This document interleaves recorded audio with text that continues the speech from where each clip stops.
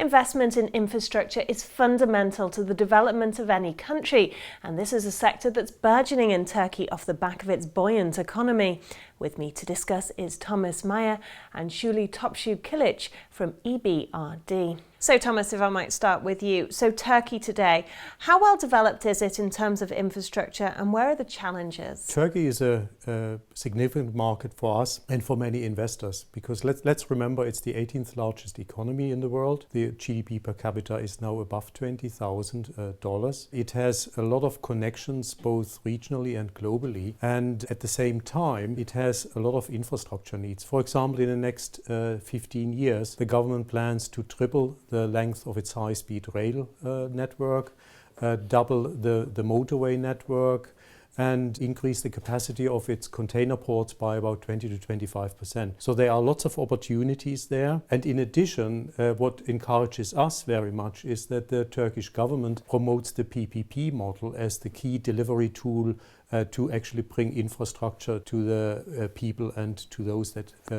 require the service. Okay, so talk me through your investment strategy in Turkey's infrastructure and your implementation in the PPP model in Turkey. When we look at EBRD as a whole, about 20% of the business we do there is in transportation and utilities. About 1.5 billion, supporting another 8 billion or so of investments coming from our private partners and banks. So it's a very big segment of our business. And in the past, we have concentrated initially on transportation infrastructure. For example, we did the first PPP in the Bosporus tunnel, a tunnel that connects the east and west side of Istanbul. We have also supported Mersin Port, which is a joint venture between Akfen, a very well-renowned Turkish company, and PSA, the port authorities of Singapore. And we have done recently a number of transactions in what I would call social infrastructure, hospital facilities management. We have, together with our partners in the Turkish government, created a program that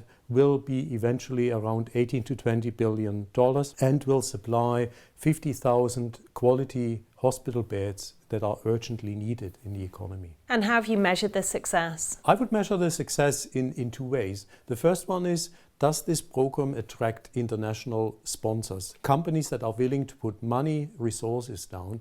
And the emphatic answer is yes, because we now have European, American and global health investors that are coming to Turkey and are running this program. The second one is that we have attracted institutional investors into this program. And there are quite a number of institutional investors from Europe that are now actively looking and investing in the Turkish health sector. And that's a great achievement because it shows that bankable projects in emerging markets are attractive for European institutional investors. And Şule, talk me through your role in the PPP model in Turkey. How have you made it bankable? It was a long journey, and it started back in 2008, and the Turkish Ministry of Health took the UK PFI model as the basis for the development of Turkish model. But because of the differences between the legal framework in Turkey versus UK, of course, it was not so easy to implement all the model structure of UK PFI to Turkish. And then we as EBRD have played a very critical role in a way in conveying the important bankability issues to Ministry of Health. Thanks to Ministry of Health, they were very committed, very patient, listening us in all these bankability issues such as FX mitigation, which was very important for Turkey because of Turkish lira, termination and compensation mechanism, direct agreement and arbitration.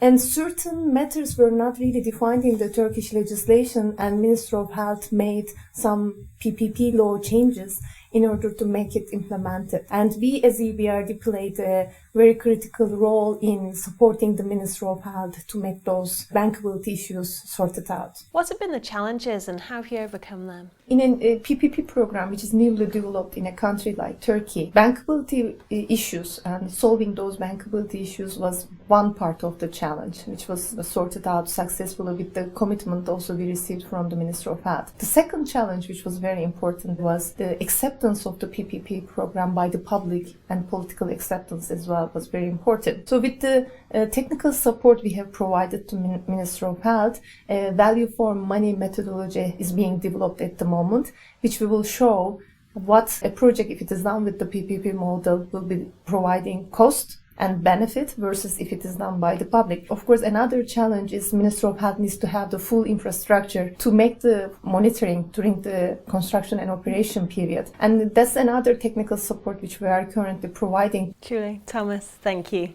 Thank you.